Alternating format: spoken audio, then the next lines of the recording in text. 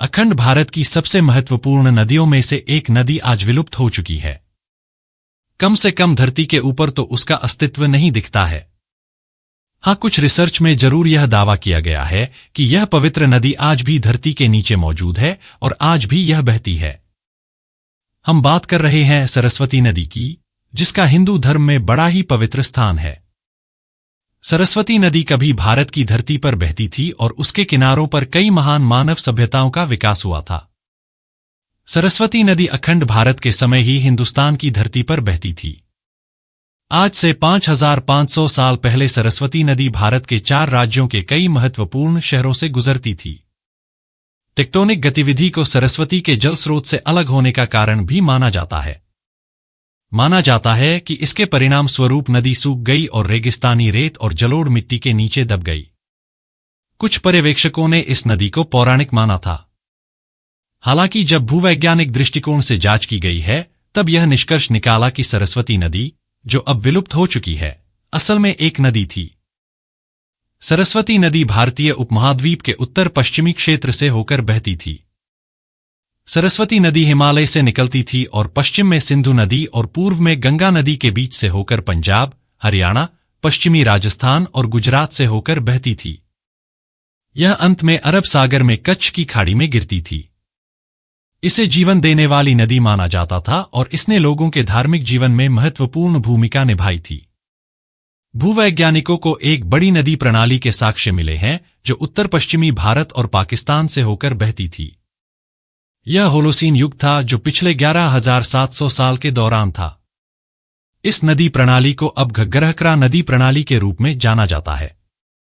वर्तमान वैज्ञानिक साक्ष्यों के साथ उपलब्ध स्रोत इस निष्कर्ष पर पहुंचते हैं कि सरस्वती नदी का नेटवर्क 28,000 वर्ष ईसा पूर्व से अस्तित्व में रहा होगा और 3,792 वर्ष ईसा पूर्व के दौरान यह एक सूखा चैनल बनकर रह गया होगा। पंजाब में सतलुज पैलियो चैनल वैदिक सरस्वती नदी को मानसरोवर झील के मुख्य स्रोत के रूप में जोड़ता है।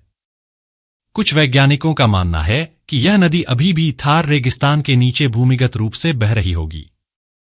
भूवैज्ञानिक और उपग्रह डेटा से पता चलता है कि वहां भूमिगत नदी प्रणाली हो सकती है। ऐसा माना जाता है कि घग्गरहकरा नदी सरस्वती नदी का अवशेष है। आपको बता दें कि सरस्वती नदी को पुनर्जीवित किया जा सकता है और इसके लिए सरकार कोशिश भी कर रही है। हरियाणा राज्य सरकार के अनुसार क्षेत्र के शोध और उपग्रह चित्रों ने पुष्टि की है कि यमुनानगर में सूखी नदी के तल की खुदाई के दौरान पानी का पता चलने पर खोई हुई नदी मिल गई है।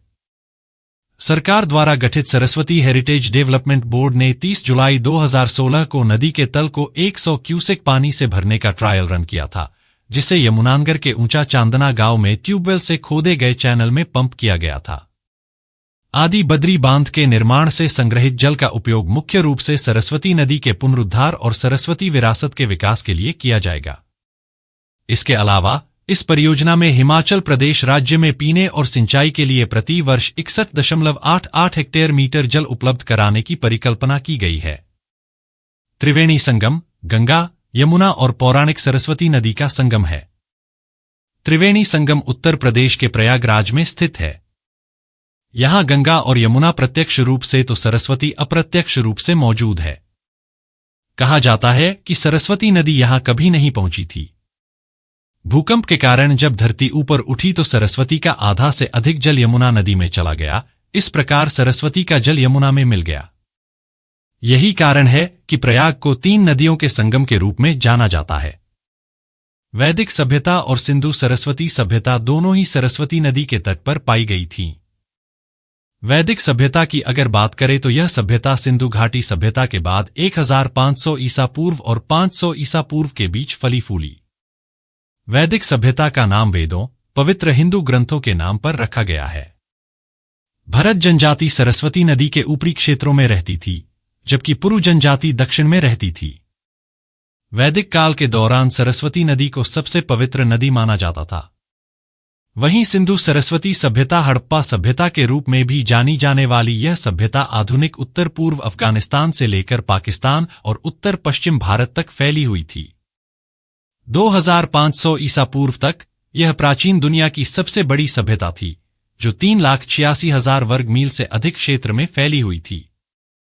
सरस्वती नदी का सबसे पहला उल्लेख प्राचीन हिंदू शास्त्रों में मिलता है। उत्तर वैदिक ग्रंथों में भी इसका उल्लेख मिलता है। इस नदी के पानी का शक्तिशाली प्रवाह उन कुछ नदियों में से एक था जिन्हें कभी हिंदू धर्म के अनुयायियों द्वारा पूजा जाता था।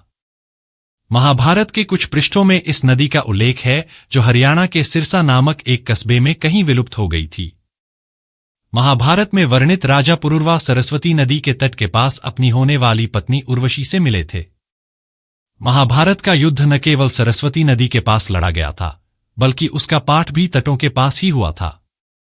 हिंदू पौराणिक कथाओं की माने तो सरस्वती नदी देवी सरस्वती का ही एक रूप थी। माता सरस्वती को ज्ञान, संगीत और रचनात्मकता की देवी के रूप में पूजा जाता है। इसी वजह से इस नदी का भी महत्व बहुत ज्यादा है।